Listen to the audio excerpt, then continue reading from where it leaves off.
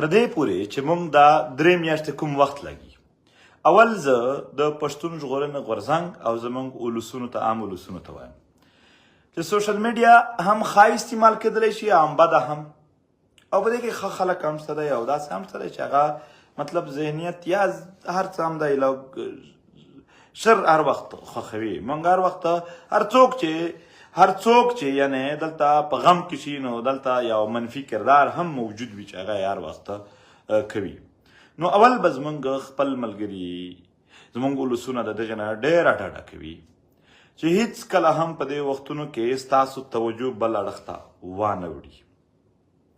ستاسو توجه به یوازې زموږ د شهیدانو انتقام دا دی چې راپورته شو یو څه جوړ کو او بیا یو عمل شروع کو. نور اختیا مونږ خپل هم تنګ یو، نور تقریرونه دغه شیان نه وخت نه دی، نور د یو عمل وخت دی او هغه عمل یقینا په یو وړه کچه نه چې څومره هم په لویه کچه وي دومره د کامیابي چانسز زیات دي او دومره یې بیا زر کې هم کولی شي، په اسانه هم کولی شي.